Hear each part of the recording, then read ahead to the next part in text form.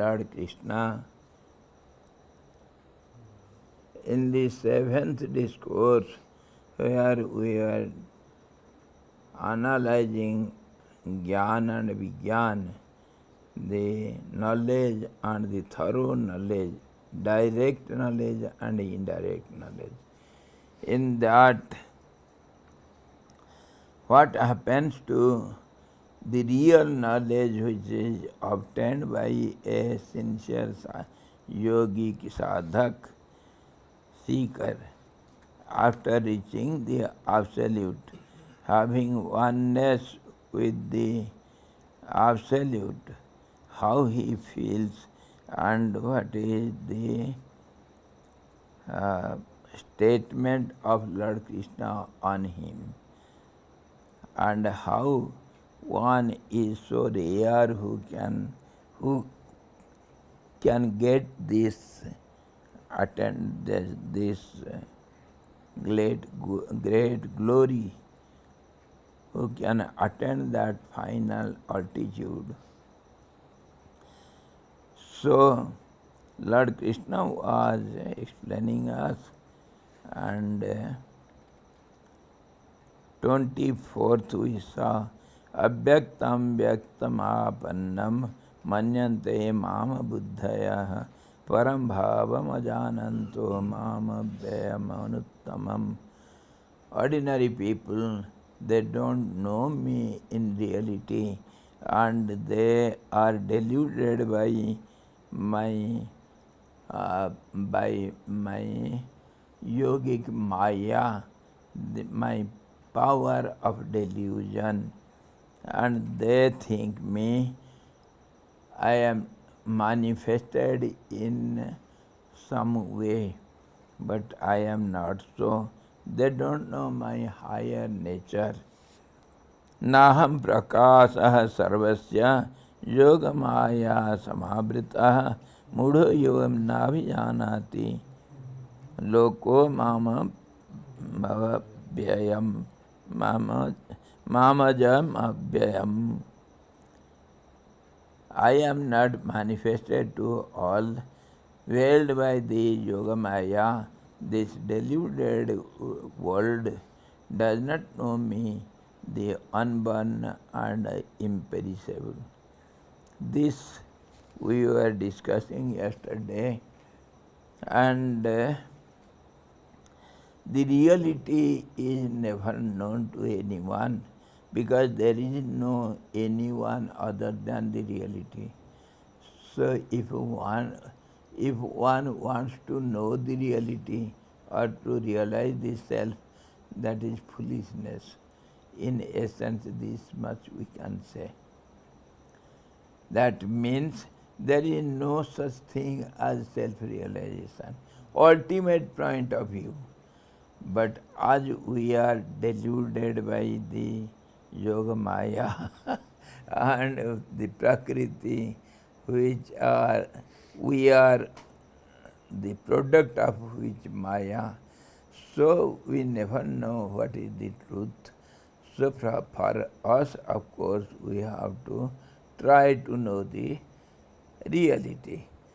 That effort, of course, goes in from the ultimate point of view, but from relative point of view, nothing is useless.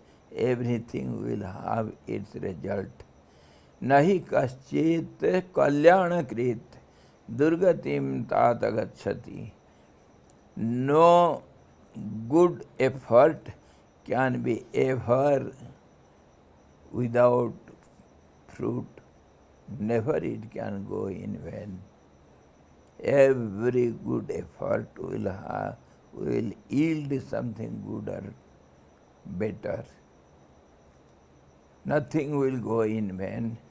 So whether you are deluded or you are the greatest sinner among the all sinners, yet there is a chance the self-effort will yield some fruit. There is no doubt in it. So Don't look at the sky, my dear. Standing at the footboys, gazing at the sky, how can you get up, boys, if you never try? So, the trial, the self-effort should be done, and our effort should be such which can overcome the, which ought to overcome the work of the Maya. Then only we can go beyond, and then we understand all these efforts are useless. This is what we have seen in second chapter also. Lord says the same thing. Javanarthe udapane sarvatah samplutodake tavan sarvesu vedesu brahmanasya vijanatah. One who attains the highest, for him all these Vedas are good for nothing, useless. Just as a person standing in the water which is pervading all over, flood water, everywhere there is water and water only. He needs no handful of water because he is in the water, just as a fish doesn't hanker for any water. Similarly, all these Vedas, when it is understood and practiced, and the result is obtained, one has reached the highest, then these Vedas are now for him who has reached the goal. For him it is useless, but for others this is the way. We cannot negate it, we cannot give it up. On this view, we can go on with our effort. So, now we shall see Vedaham samatitani vartamanani cha Arjuna bhavishyani cha bhutani mamtu vedana kaschana. 26th. Lord says, Vedaham samatitani. Whatever has gone and passed, I know all of them because I am the all-seer, all-rounder vision. All-round vision I have. I saw, I see, I see, no, wait. I see 360 degree to the power 360 to the power infinity angles. Akhanda mandalakaram. So, there is no past nor future for me which is unknown. Vedaham samatitani vartamanani cha Arjuna. Hey Arjun, I know present also because I am all pervading. So I am all-knower, omniscient. I know the present. Everywhere, whatever is happening or whatever is, that I know. Vartaman. Bhavishyani ja bhutani. I know the future also. How? We give always the beautiful example. Somebody is standing on the top of the mountain, on the peak, and there is some zigzag road in the foothills, and some car is moving in that. The person who is standing on the peak, he sees not only this foothill path, but he sees all round. Everything he sees at a glance. And this poor fellow, the driver of the car, how much he sees? He sees only 100 meters behind, 100 meters ahead. What happens after 1 kilometer he doesn't know. Whether there is a ditch in the road or whether there is some tiger sitting on the roadside or an elephant is standing on the road, that he doesn't know. This is what happens very often in Dehradun and Haridwar railway tracks. Elephants, they stand on the railway track and the train has to go and they cannot control and it hits the elephant and they die, and then only the train stops. Many times it has happened. So it is due to not knowing the future, or else they would not start the train from the platform itself. Why should they? They don't know what is going on in future. In this way, the all-round seer is on the top, on the height, who can see 360 degrees at a glance. Just like the owls and the bees, the honeybee, the fly, the black bee also, their eyes can rotate 360 degrees. Everywhere they can see, up and down, left and right. So, these eyes, Lord Krishna has 360 degree vision.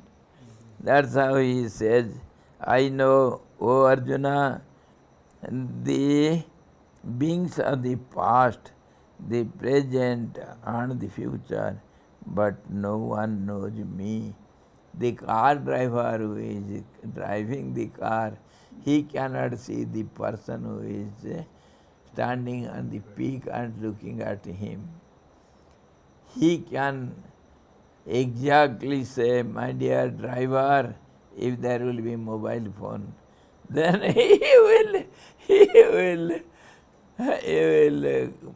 warn the driver, don't proceed further.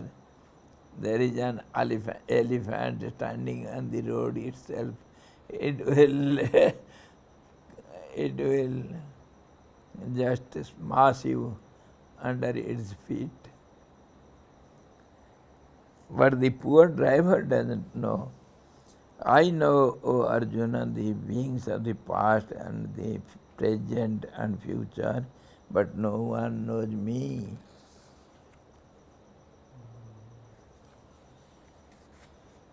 So, Lord, how to see you?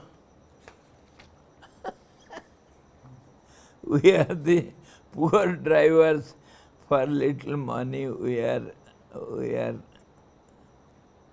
driving a car.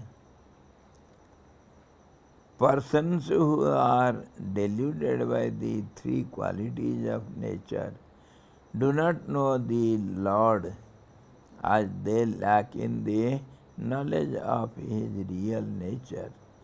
They do not adore Him, but the Lord knows through His omniscience the beings of the past, the present and the future. He who worships the Lord with a single-minded devotion knows Him in essence. He has knowledge of His real nature, others not. One who is one with the Lord, he will see from His eyes. And of course, don't try to get that all-round vision of Lord now, because you will see nothing. Why? The right example is our Madhusudan Saraswati and also our Aswathama. Madhusudan Saraswati, you know, after having vision of Lord Krishna, he asked his supreme intelligence to write commentary on the Gita. Lord said, no, it is useless for you. Useless, because you don't know anything of it. Your little effort is good for yourself. Don't try to acquire my intelligence. No, no, Lord, you don't want to give me, please give me it. Okay, as long as you write the commentary, it will be with you, that much. And Madhusudanji wrote commentary over that, and when the universal intellect is gone, now with his individual intellect, he tries to read it. He himself doesn't understand what is written. So again he had to please Lord and get blessings, and then he wrote Madhusudani Tika, by the grace of Lord. Aswathama, he did penance to have the darshan of the Param Brahma, and as much as he does, Lord Krishna appears before him. Come and ask me boons. He had some hatred towards Lord Krishna. He thought he is the son of Devaki and Vasudeva and Yasoda or Nanda. He had some hatred. No, no, I don't want you. Why you have come here? I want Param Brahma. Are dear, my dear, I am the Param Brahma. There is no other Param Brahma who will come before you. Come on, ask me, I can give you everything. What do you want? No, no, I don't want anything from you. Get out. So, third time, when Lord Krishna appeared, my dear, accept means there is no other Param Brahma who will come before you. Ask me what do you want. I can give you. Okay, I want to destroy all the Pandavas. Some hatred he had towards Pandavas. So now give me your disc, Sudarshan, give me. Lord said, my dear Aswathama, I am not your foe. I don't dislike to give it, but it is useless for you. Why are you misusing your power of penance? Ask something better. This is the best. I want to kill all these by this Sudarshan. My dear, it is not under your control. You are individual being, you are full of all these demonic qualities and good qualities also. You are subject to pairs of opposites. You cannot handle it. Sudarshan, the clear vision, the absolute vision, you cannot handle it. No, no, you don't want. That's why 3 times I have asked you to get out. Okay, if you don't hear me, understand me, then okay, take it. I am ready to give it. but you cannot hold it. I am keeping it here, take it. Ashwathama could not shake it, just as the Sivadhanu was not shaken by anyone but Rama.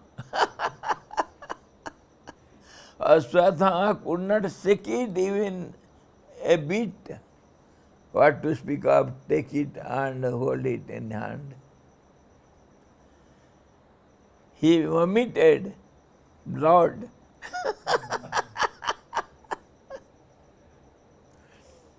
So he had to repent. Oh, what did I do? I would have listened to Lord Krishna. Now he could understand what is Krishna. So his effort was useless. He could not get anything out of his penance. This is how the ordinary beings, they have no capacity to know the absolute. Our intelligence is thousandth part of the universal intelligence. How can we understand all this? Yet these yogis, they also know the past, future and the present, everything. They have this knowledge, but not the ordinary persons. This is what Lord explains. Persons who are deluded by the three qualities of nature do not know the Lord, as they lack in the knowledge of His real nature. They do not adore Him, but the Lord knows through His omniscience the beings of the past, the present and the future. At a glance, he who worships the Lord with single-minded devotion knows Him in essence. He has knowledge of His real nature. Just as I gave the example of the height of the peak, who is standing on the height, he knows at present the past and future and present of the car driver. Past, present and future, all the three, which is past for time-wise. We think we know the time, but our knowledge of time is good for nothing. We know nothing. Some concept we have about time, that is not the real time. See, the past, present and future of the car driver is known at present to the person standing at the peak. So this is how the time changes its aspect to different persons in different states of existence. Time is different from person to person, from label to label, and the same time is different from time to time. See how the time itself is different within the time. How in equator every day there is sunrise at exact 6, isn't it? But in northward or southward it changes, and the same time, whatever now we have, it is different in America or in Japan, different from time to time, from place to place. So time is ever changing some aspect of the being of the space which is not understood by the ordinary persons. One who knows everything at a time, all omniscient, he will know what is time, because he is beyond time. When you are sitting inside the room of the building, inside the building, you don't know all about the building. When you go out and see its cross section and longitude and altitude, all these cross section and everything, bird view from up, from behind, from front, from all sides, then only you know little about the building. Who is sitting inside, how he can know all about the building? So when you are in the time, in the clutches of time, how can you know what is time? When you go beyond time, then only you can know what is time. That is the only way. So that is the absolute height to know what is time. Or else time is a relative term. Now he says, Ichha dvesa samuthena.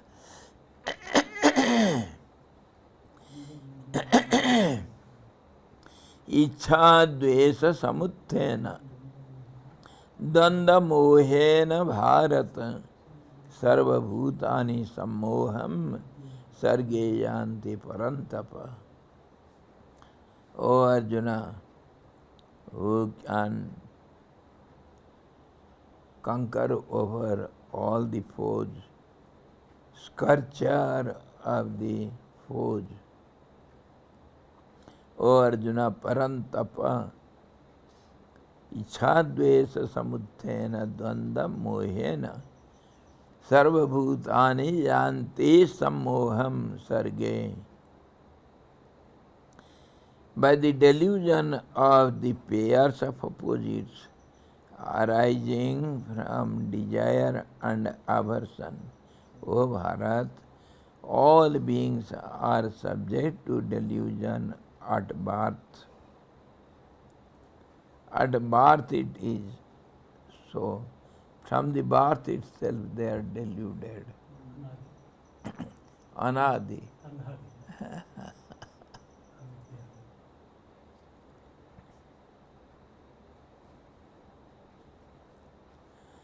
We know because of this dualistic attitude, our dualistic vision, everything is confused.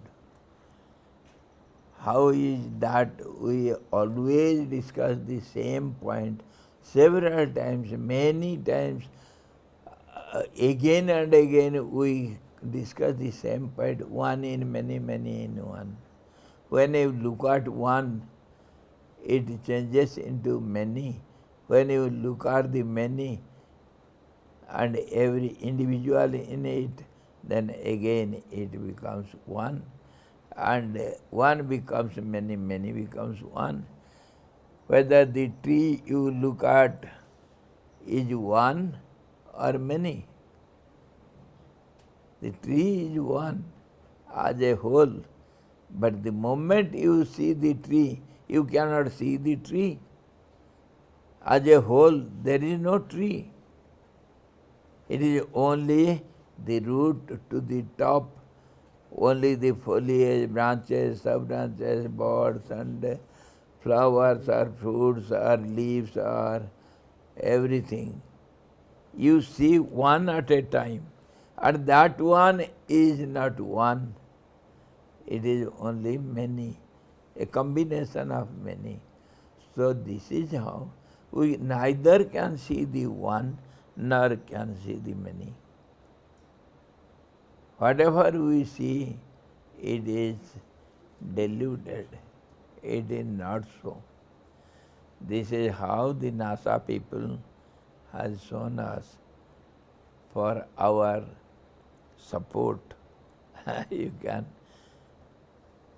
can understand this. If you multiply means expand. If you expand, go on expanding one atom, it becomes the whole universe. Same structural view will be same. Everything is same. And when you minimize the universe, you will reach at the atom. And if you start from in between, say some girl, they took, some other time I have seen, they started from the leaf, one cell in the leaf, and when you go on magnifying, you will reach at the universal limitlessness, and all whatever you see there, the composing parts or the structural view, that when you reduce the cell, go on minimizing it, you will reach the atom where the same view you get. Micro, macro. Yes. And that's how they say, and we also have said before, long before, Jat Brahmande Tat Pindande, whatever is there in the cosmos, there is in one microcosm. So this is how the vision changes. How this is the cause for our confusing understanding. Whatever we see in between only, neither we can see the ultimate without boundaries, nor we can see the Anuraniyan, which has got no identity. How can you see? Our eyes are so limited, our understanding, our intellect is so limited. We cannot hold what is one or what is many. Ekoham bahusyama. That is inherited in every being, not only human being, all the beings. The moment you see the one, it becomes many. The many becomes one. Neither one nor many can be seen. That's how the Lord is invisible to us. And that is the power of Maya. From the very beginning it has started, and here it has captured us. And otherwise, the other language says, we are so-called, we are the product of this confusion only, delusion only. This is called the supreme power. So there is no way out of it. So what to do then? The only way to take refuge under the absolute unknown. It is neither one nor many. So this is what Lord Krishna symbolically explains us, how the delusive power of the Lord deludes the whole universe.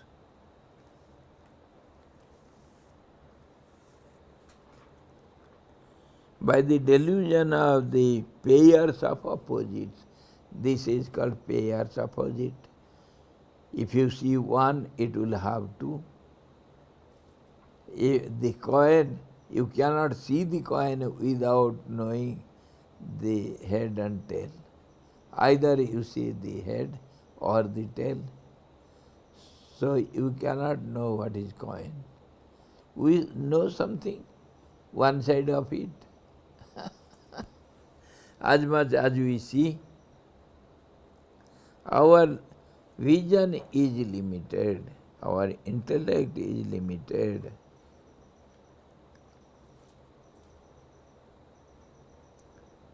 Where there is pleasure, there is raga or attachment. Where there is pain, there is dvesa or aversion. There is the instinct in man to preserve his body. Instinct, it is inherited. I am the body, I shall protect the body. People say, I want to die. It is only to show others, to threaten others. Nobody wants to die. Because of some problems which he cannot face, to escape. That is not the way, but that's how for a moment he thinks, I should have died. But on the other hand, we have to understand this body is I only. I am the body, and that's how I have to protect myself. And the body is so dear to us. Who can cast out this body? So it is from the very beginning itself. There the instinct in the man to preserve his body. Man wishes to attain those objects which help the preservation of the body. That is called Mai. He wants to enjoy Mai because of the body. Atma, if you say body is Atma for time being, then Atmanastu kamaya sarvam priyam bhavanti. For the body's sake, everything is dear to you. If it is opposite to the body pleasure, nobody can desire for any object as such.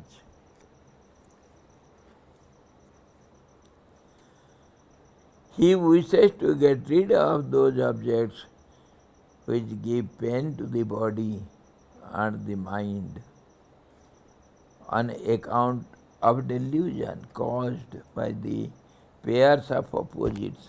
Delusion is caused by the pairs of opposites. That is the Dvetat bhayam bhavati. Dvetat sarvam bhavati.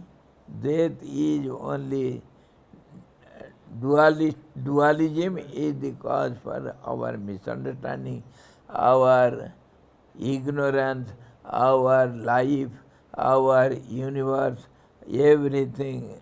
Dualism is the cause.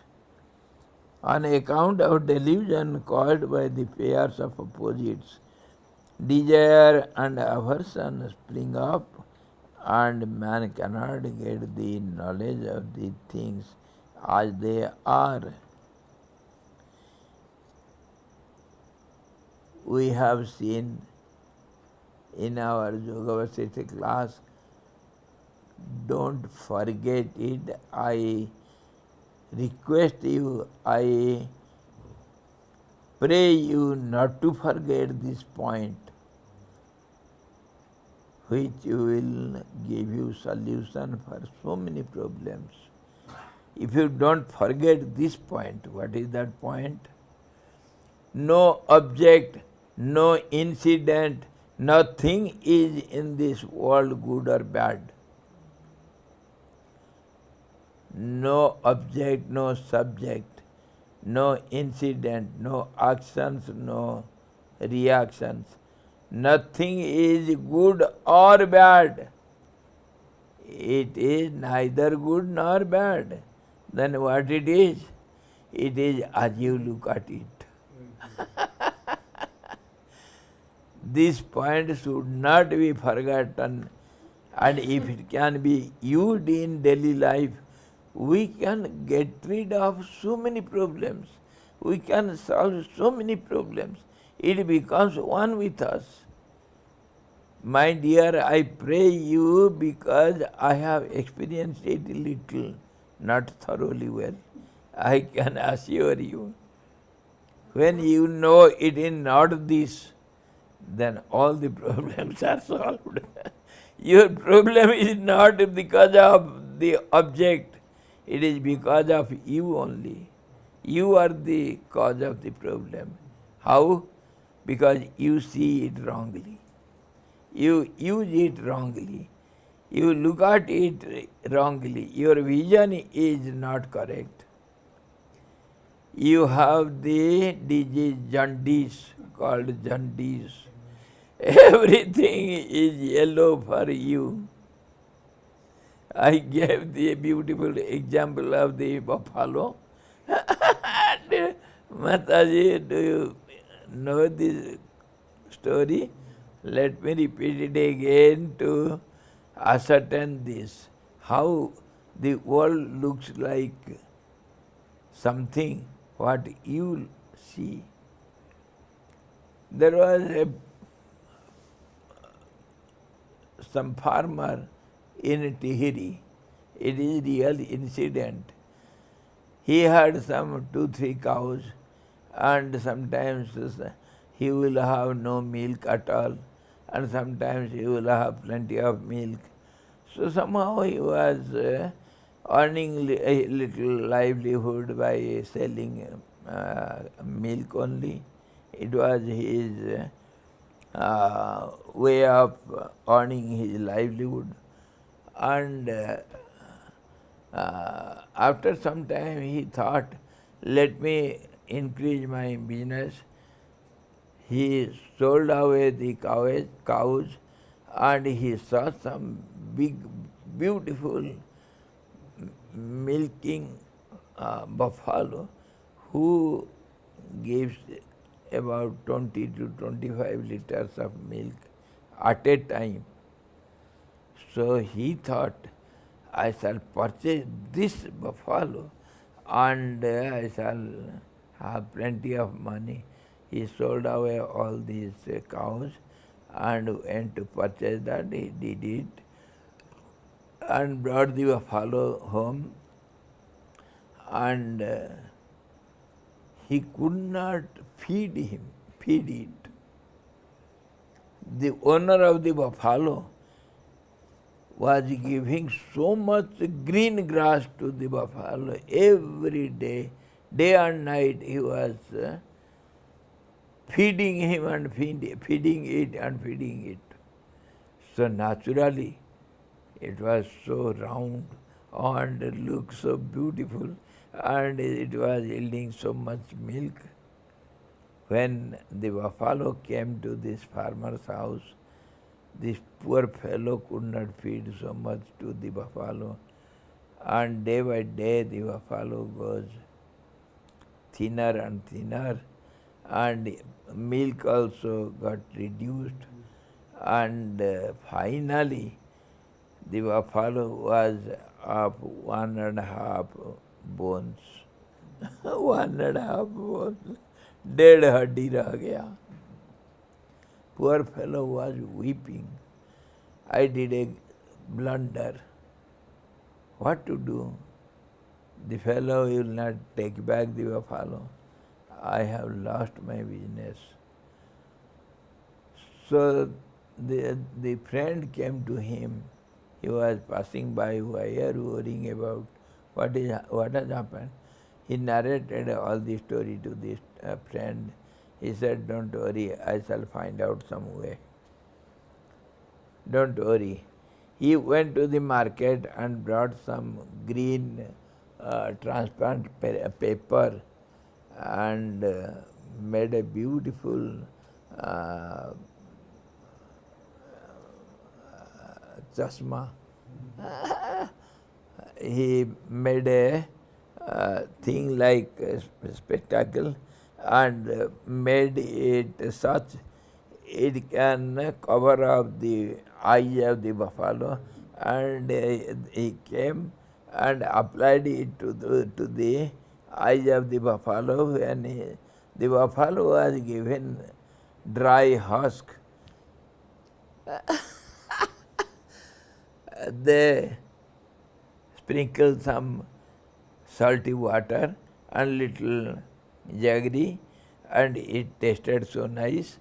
And the buffalo started eating, thinking it is green grass.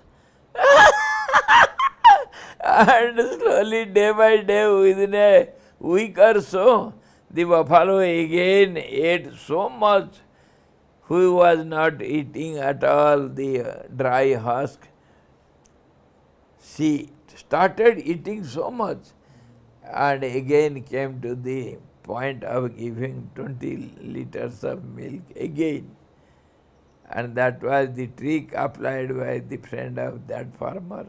It was a real fact. It is not a story. This is how your eyes are cause for your miseries. Your vision is cause for your miseries. It is not the husk, nor the green grass which is good or bad.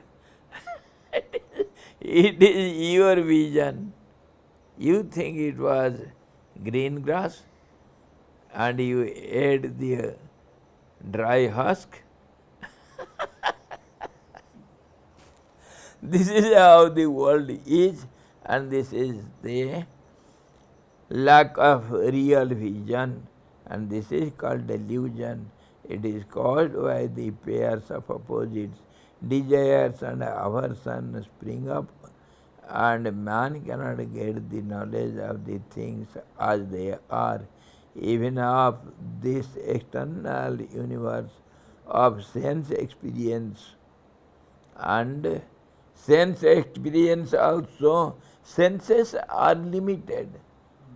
What we get the knowledge by the senses, through the senses, it is only haphazard and momentary.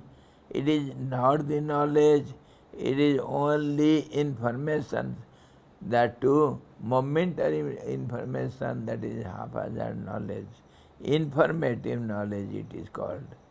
It is not the real knowledge, and it needs no saying that in a man whose intellect is overwhelmed by the desire and aversion, there cannot arise the transcendental knowledge of the innermost self. This is called transcendental knowledge. Transcendental means beyond the senses and mind.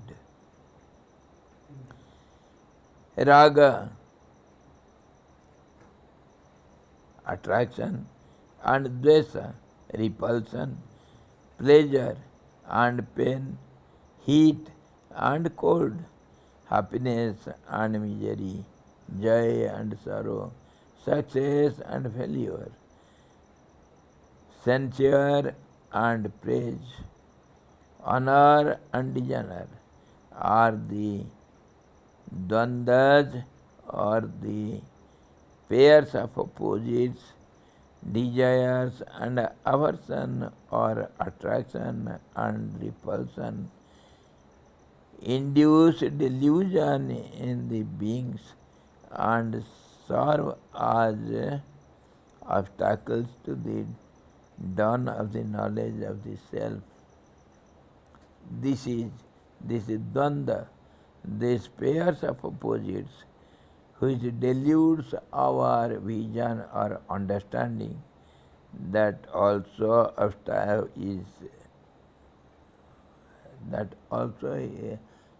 the obstacles in the path of self-knowledge. He whose intellect is obscured by the delusion caused by the pairs of opposites is not able to realize I am the self. Therefore he does not adore me as the self, my dear Arjuna, because they are deluded. Ichha dvesa samuthena. danda mohena bharata sarvabhutani sammoham yanti sarge parantapa. Because of this, the beings are deluded. And this is called my yoga maya. It hides me. He who is a victim of raga dvesa loses the power of discrimination. He wishes that pleasant objects should last forever. It is impossible. Pleasant objects should last forever. It should be eternal, but it is not so. And that disagreeable or unpleasant objects should disappear immediately. Does it happen? How could this be? Objects that are conditioned in time, space, and causation will perish, because time, space, and causation, they change every moment. They are changeable facts. That which is agreeable and pleasant now will become disagreeable and unpleasant after some time. The same fan will be disagreeable in winter midnight. If you look at the fan, we hate it. Now how pleasant it is. The mind is ever fluctuating. It demands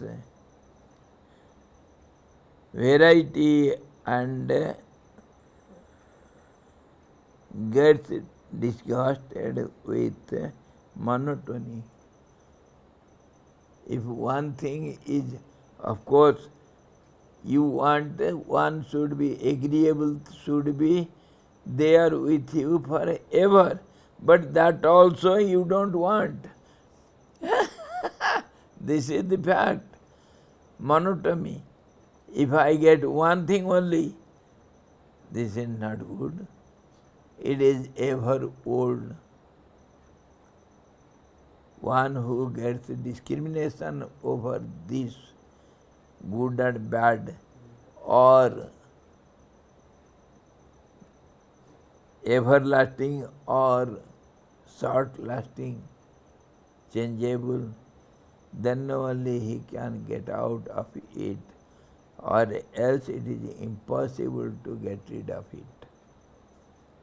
आप nothing is good or bad इधर ऐसे भी देख सकते हैं जैसे finishing class on time is good for us but bad for you. No, it is good for me and bad for you also. The opposite also true.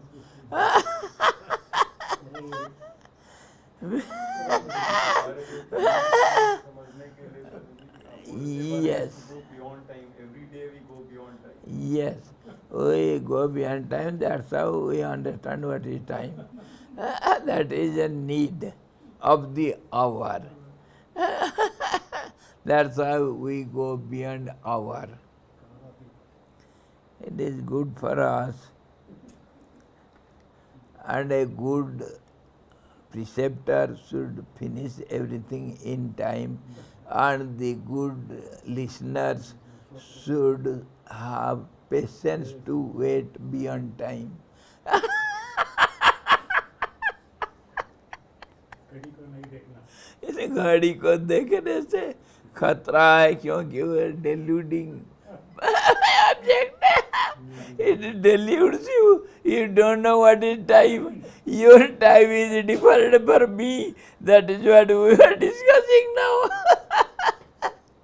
The time changes. So tomorrow we shall see the 28th.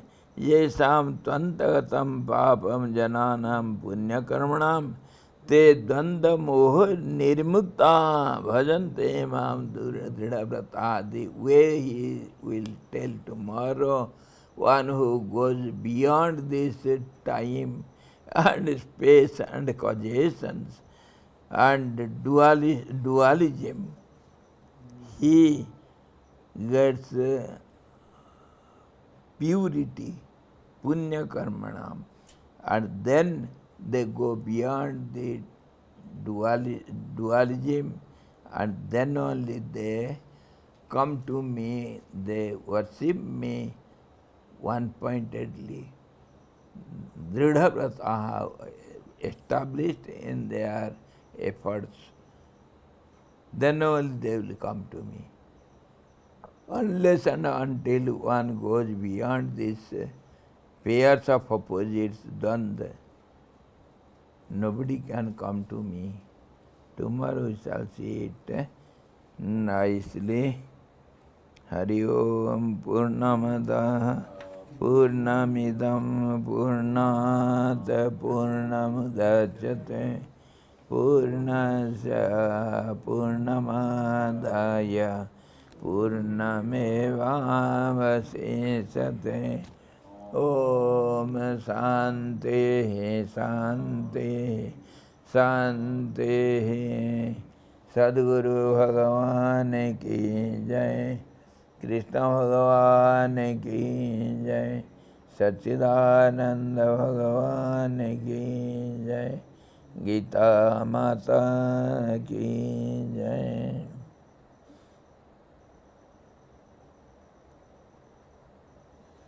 Hari Om.